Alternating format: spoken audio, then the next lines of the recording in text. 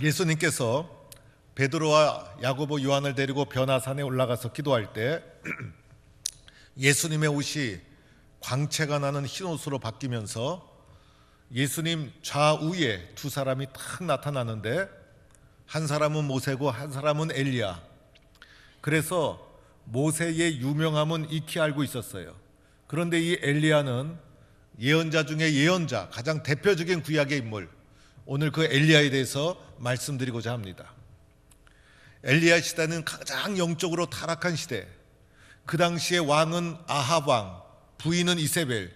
그런데 이 이세벨이 고향이 바알 숭배자의 본고지였어요. 그래서 이 왕비를 잘못 얻어서 온 나라가 우상 숭배하는 나라가 되는데 우상이 가득하고 영적으로 타락하고, 그래서 백성들이 영적으로 타락하고 신음에 허덕이는 나라가 되어집니다. 엘리야가 하나님의 말씀을 붙잡고 하나님을 경외하라, 하나님이 살아계시다.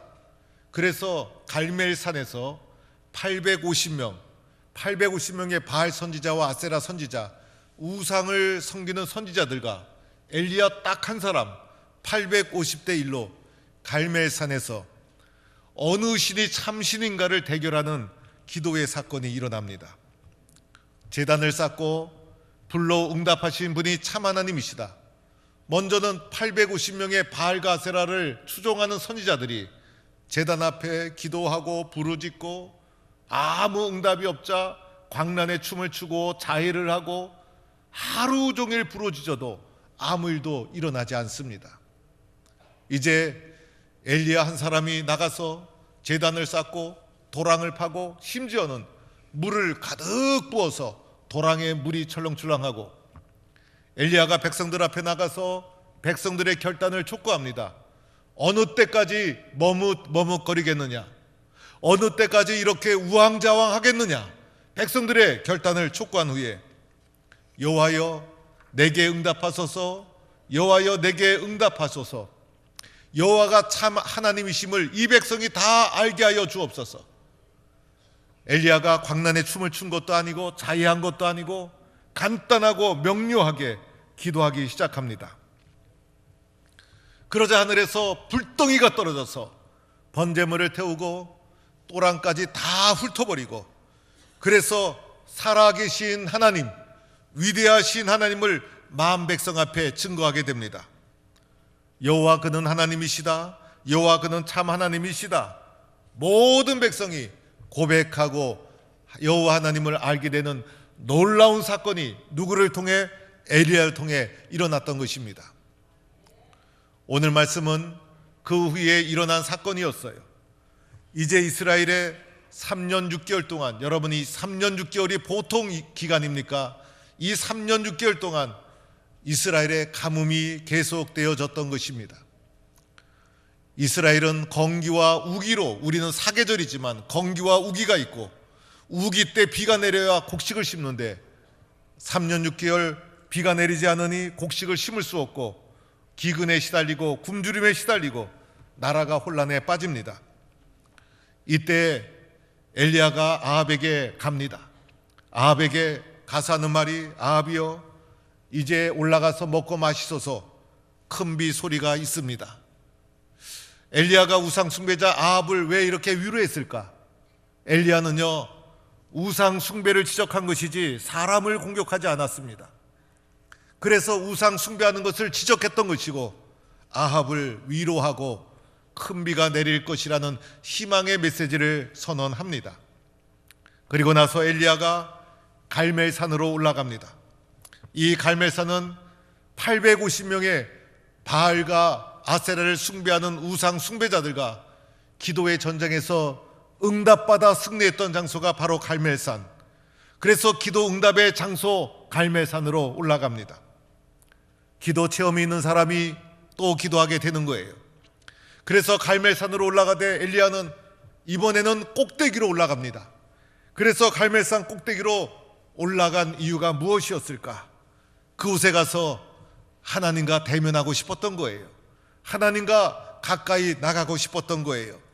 아무도 방해받지 않는 곳에서 하나님과 기도하고 싶었던 거예요. 때로는 아무도 방해받지 않는 곳이 우리에게는 갈멜산 꼭대기라고 할 수가 있어요. 오늘 이 말씀을 우리에게 적용해 보면 하나님과 깊은 관계에 기도할 수 있는 나만의 공간이 갈멜산 꼭대기라고 할 수 있어요. 우리 모두에게는 하나님에게 기도에 전심전력할 수 있는 갈멜산 꼭대기와 같은 기도의 자리가 우리에게 있어야 하는 거예요. 이 갈멜산 꼭대기에 딱 올라가서 이 엘리야가 어떻게 기도합니까? 먼저 땅에 꿇어 엎드립니다. 하나님께 전적으로 매달리는 거예요. 하나님께 전적으로 의지하면서 하나님, 저는 아무 능력이 없습니다. 온몸으로 이제 하나님께 매달리는 모습을 보여줍니다. 나의 능력이 아무것도 아님을 몸으로 고백하고 있는 거예요.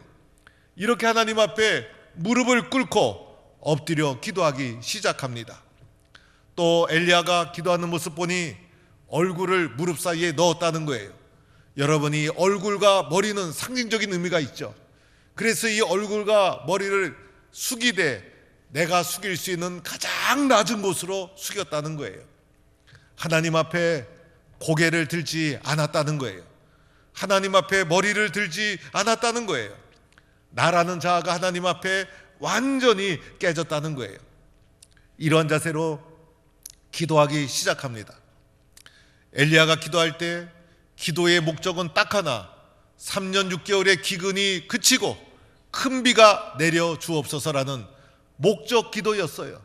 그래서 하나님, 비가 내리게 해주세요라고 목적 있는 기도였지만은 이 기도를 구체적으로 어떻게 드렸는지는 오늘 본문에 나오지 않아요. 그래서 어떻게 엘리야가 기도했을까? 이 본문을 묵상하다 보니 엘리야가 제 생각에는 이렇게 기도했을 거예요. 엘리야가 오늘 하나님 앞에 기도하면서 울부짖거나 통성으로 또는 매달리면서 그렇게 기도한 것 같지는 않아요. 하나님께서 엘리야를 꼭대기로 인도하셔서 그의 갈멜산 꼭대기에서 아무도 방해받지 않는 장소에서 하나님과 엘리야의 깊이 있는 기도의 대화가 진행되었던 거예요.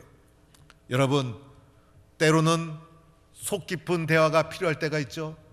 친구도 그냥 늘 가깝게 지낼 때는 그냥 친구인 줄 알았는데 어느 날 친구가 1대1 관계 속에서 자기의 비밀, 자기의 속을 내어놓는 거예요. 때로는 부모와 자식 간에도 대화가 없다가 어느 날 자식이 부모에게 자기의 속을 얘기하는 거예요.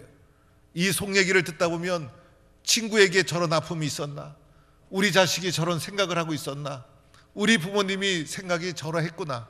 비로소 속에 있는 것을 꺼내 놓으면 그때야 비로소 알게 되는 거예요. 여러분, 부부간에도 대화가 필요하죠. 부부간에 대화하고 여러분 살아갑니까? 남편과 아내가 아는 것 같지만은 속을 내놓지 않으면 알 수가 없는 거예요. 그런데 어느 날 부부간에 깊은 대화를 하다 보면 우리 아내가 저런 생각을 하고 있었구나, 우리 남편이 저런 생각을 하고 있었구나, 속을 은밀하게 깊이 있게 내놓으면 서로가 알게 되는 것이죠. 이렇게 속을 내놓고 보면 어떻게 됩니까?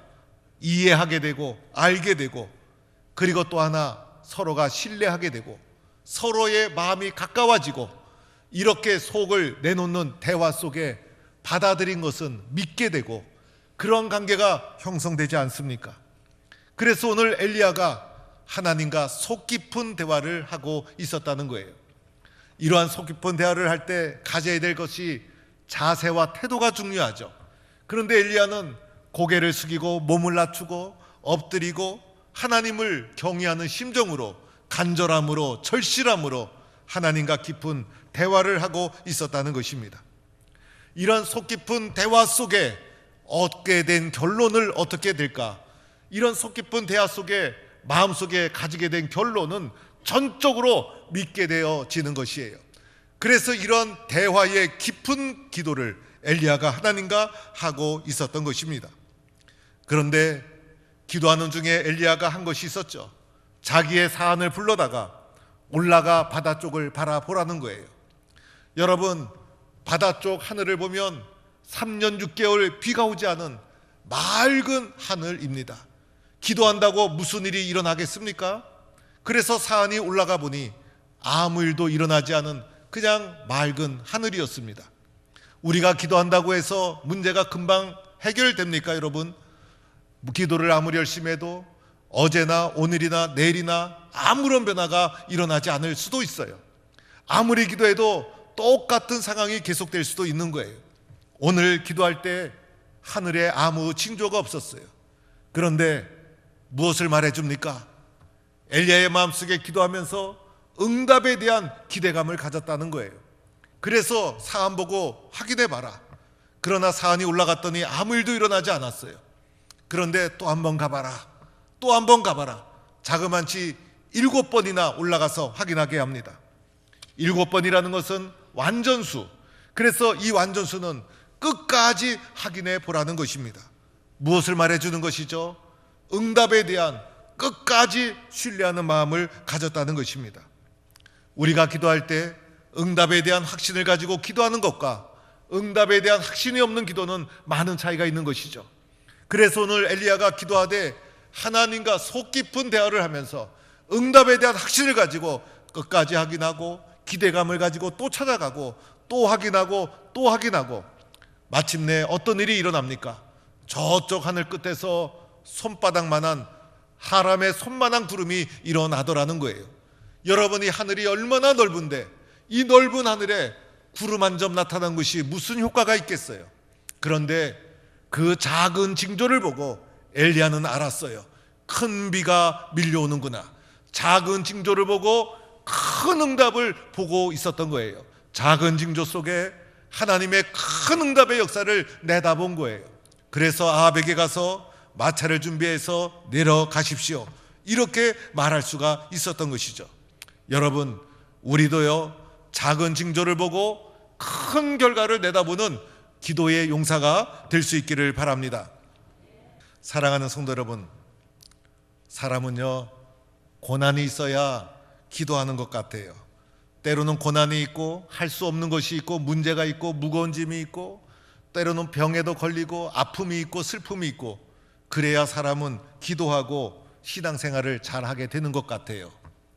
우리는 하나님 근심 걱정 없이 살게 해주세요, 행복하게 살게 해주세요, 이것이 우리의 꿈이에요. 그런데 여러분, 걱정도 없고 근심도 없고 문제도 없고 아픔도 없고 부족한 것도 없고 풍성하면 여러분이 기도 잘하고 신앙생활 잘할까요? 제 생각에는 그럴 것 같지가 않아요. 나는 그럴 것이다 라고 생각하지만은 인간이란 그런 존재가 아니더라는 거예요. 그래서요 고난이 있는 것이 감사한 거예요. 고난이 도리어 우리의 삶을 건강하게 만들어줘요. 아픔과 슬픔이 있을 때 그것이 우리로 하여금 정신 차리게 해주는 거예요. 그래서 고난이 있어야 우리는 기도하는 것이고 고난이 있어야 우리는 건강해지는 믿음의 삶을 살아가게 되는 거예요. 오늘 엘리야를 통해서 우리에게 보여주는 것이 뭘까요? 엘리야가 오늘 당한 문제가 사람의 능력으로 해결할 수 있는 것입니까? 사람의 문제로 해결할 수 없는 거예요. 우리들은요 내가 판단할 때가 많아요. 내가 판단하니까 문제가 일어나는 거예요. 그런데 엘리야는 자기가 판단하지 않았죠. 하나님께 맡긴 거예요. 그리고 기도하기 시작했어요. 어떻게 기도했죠? 갈멜산 꼭대기로 올라가서 하나님과 1대1로 만났던 거예요. 하나님과 깊은 대화를 하기 시작한 거예요. 그리고 하나님 앞에 전적으로 엎드리고 머리를 파묻었어요. 자신이 고개를 하나도 들지 않았어요. 나의 공로, 나의 자랑 꺼내놓지 않았어요.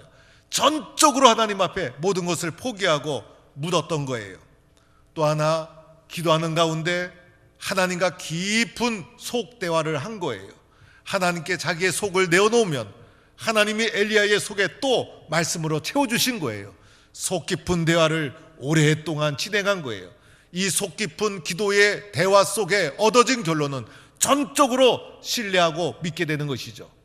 그리고 더 나아가 작은 징조를 보고 큰 응답을 기대했어요. 엘리야는 기도에 대한 확신이 있었어요. 그래서 기도할 때부터 응답에 대한 기대감을 가졌어요. 마침내 작은 징조를 보고 큰 응답을 기대했던 거예요. 응답을 기대하고 응답을 믿고 기도하는 성도가 되기를 축원합니다. 그러면 어떻게 될까요? 하나님의 놀라운 은혜가 우리에게 임하게 될 줄로 믿습니다. 이렇게 엘리야는 자기가 감당할 수 없는 이 엄청난 문제를 돌파해 나갔던 거예요. 여러분, 교회의 주인은 예수님이죠. 예수님이 교회의 주인이에요. 그런데 예수님이 주인 되는 것을 제일 싫어하는 것이 마귀예요. 그래서 마귀는요, 예수님이 주인인 곳을 가서 자꾸 시험하고, 그리고 예수님이 주인인 것을 싫어서 그것을 자꾸 시험 들게 만드는 것이 마귀가 하는 짓이에요. 그래서 때로는 교회가 시끄러워지는 것도 마귀가 자꾸 움직이기 때문인 거예요. 그래서 마귀가 교회를 빈집으로 만들고, 마귀가 교회를 시끄럽게 만들고, 마귀가 하나님이 주인이라는 사실을 흔들고, 마귀가 사람의 집으로 만들어버리고, 마귀가 문제 있는 것처럼 만들어버리고, 그래서 교회의 주인은 예수님이기 때문에 우리들은 교회의 주인이 예수님이십니다, 이 사실을 늘 기억하고 예수님이 교회의 주인 되도록 깨어 기도하는 성도가 되어야 하는 거예요. 그래서 교회의 주인은 예수님입니다. 우리는 예수님께 순종하고 예수님 말씀을 따라가고 예수님께 기도하고 예수님의 십자가를 붙잡고, 주님, 이 교회의 주인은 예수님이죠. 그래서 교회를 통해서 하나님이 이루고자 하시는 영혼 구원의 길, 세계 선교의 귀한 사명을 쓰임받는 교회가 되어야 하는 거예요. 교회가 잘 되면 모두가 복을 받아요. 교회가 흥황한 데 가보면 나라도 잘 살고 사람도 잘 되고, 그래서 교회가 복의 터전이에요. 교회가 부흥하면 나도 부흥하고, 교회가 꿈이 있으면 나도 꿈을 가지게 되고, 그래서 교회는 복의 통로가 되는 거예요. 여러분, 교회가 무너진 나라 가보세요. 다 못 사는 나라예요. 아무리 세상적으로 축복의 땅이라 할지라도 교회가 무너지면 어둠의 땅이 되고 죽음의 땅이 되고 마는 거예요. 교회가 잘 되면 그것이 축복의 땅이 되는 거예요. 여러분, 오늘 엘리야는 기도할 때 갈멜산에서 불이 떨어져서 불응답해 주심을 경험했고, 오늘 또 엘리야가 기도할 때 물이 쏟아비가 쏟아져서 이렇게 하나님께서 응답해 주셨듯이, 오늘 우리는 엘리야와 같은 심정으로 이 시대의 엘리야가 되는 거예요. 그래서 우리가 있는 이 자리가 갈멜산 꼭대기가 되는 거예요. 하나님, 우리 동북교회가 엘리야가 기도했던 그 갈멜산 꼭대기입니다. 내가 바로 이 시대의 엘리야입니다. 그래서 엘리야의 심정으로 갈멜산 꼭대기인 우리 동북교회에서 뜨겁게 기도하는 거예요. 그래서 성령의 불이 떨어지고 은혜의 물길이 흘러가고 우리 교회가 잘되고 부흥돼서 포항 땅이 잘되고 성도들이 복받는 놀라운 역사가 일어나기를 축원합니다. 요즘 집에서 개를 너무 귀하게 키우는 것 같아요. 옛날에는 개를 마당에서 키웠는데 요즘은 개를 방 안에서 키우고, 심지어는 돼지도 방 안에서 키우고 염소도 방 안에서 키우고, 그런 시대가 되고 말았어요. 어느 서울의 교회는 자식이 죽었다 그래서 목사님이 너무 놀라서 연락해 보니까 개가 죽었는데 자식이 죽었다고 해서 놀랬다는 말을 들었어요. 우리 교회 경조 1, 2부가 있는데 앞으로는 개 경조부도 생기게 될지도 모르겠어요. 어떤 분은 개에게 유산을 물려준다고 하는데, 여러분, 개에게 물려줄 유산이 있으면 저에게 주든지 교회 헌금하든지 그 개는 저한테 맡겨주시면 제가 알아서 잘 키우도록 하겠어요. 어떤 분은 사람하고 대화를 안 하면서 개하고 대화한다고 개 쳐다보고 그러는데, 어떻게 개하고 대화하는지 알 수는 없지만은 여러분, 사람하고 먼저 대화하는 성도가 되어야 합니다. 그런데 개를 이렇게 좋아하고 사랑한다고 하면서도요, 사람이 못됐어요. 금방 싫으면 버리고, 그래서 유기견이 얼마나 많은지 몰라요. 이 유기견이 나가면 뭐가 됩니까? 들개가 되는 거예요. 그게 저는 어릴 적에 개는 집에서 키우는 거고 들개는 가출한 개로 알았어요. 그래서 저 들개들이 얼마나 불쌍한가, 사람 가출한 것으로 생각하니까. 그래서 개는 집에서 사람과 같이 있어야 행복하고, 들개, 밖에 나가서 돌아다니는 개는 저 가출한 개, 저거 어떻게 배고픔을 해결하나 개 걱정을 한 적이 있었어요. 그런데 나중에 보니까요, 들개가 더 행복한 것 같아요. 그리고 이 개가 들판에서 어떻게 사나? 여러분, 개가 뭐 호랑이나 사자처럼 곰처럼 발톱이 있습니까? 또는 덩치가 큽니까? 또는 사자나 하이에나처럼 이빨이 날카롭습니까? 개는 만만한 거예요. 그래서 저 개가 어떻게 야생에서 살아가나 걱정을 했어요. 여러분, 호랑이만도 못하고 하이에나만도 못하고 그 다음에 곰만도 못하고 심지어는 멧돼지만도 못한 이 개가 어떻게 사나 했더니 보니까 개가요, 개를 보면 멧돼지도 도망가고 하이에나도 도망가고 어떻게 개가 저렇게 살아가나 봤더니요, 몇 가지 특징이 있었어요. 그 중에 하나가 개는요, 떼로 다니고 있더라는 거예요. 개떼란 말 들었죠, 여러분? 개는 떼로 다니는 거예요.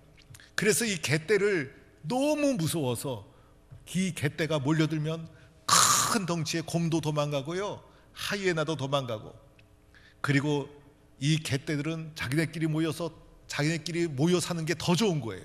그래서 개떼들 보면 이 개는요, 머리도 잘 돌려요. 싹싹 돌리는데, 그래서 개고기 좋아하시는 분들은 이 목살을 또 좋아한다는 말도 있어요.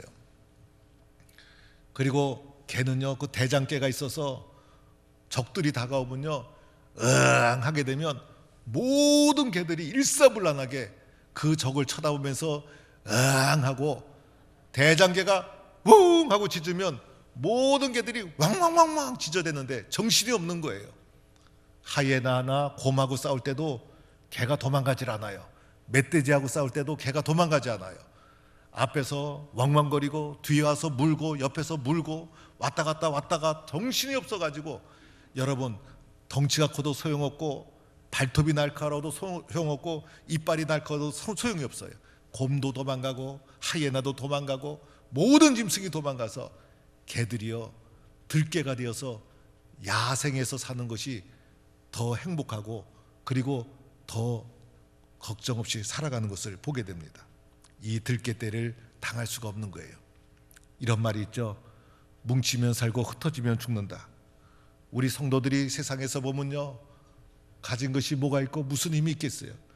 우리들이 가지고 있는 것은 기도의 힘밖에 없어요.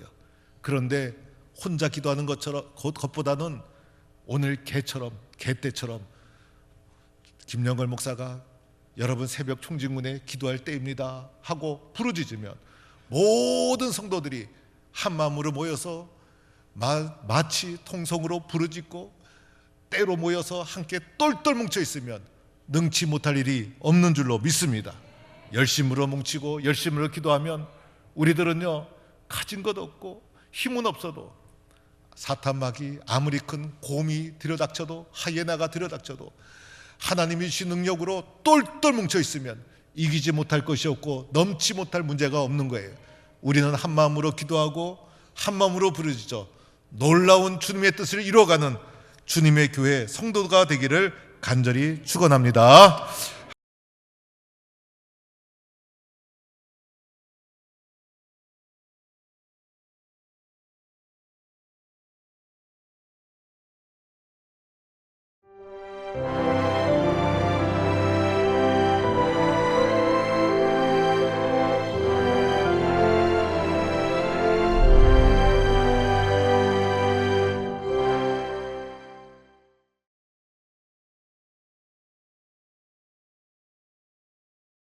한국선교 140주년, 포항 CBS 창립 25주년 기념 울릉크루즈와 함께하는 아주 특별한 여행에 여러분을 초대합니다.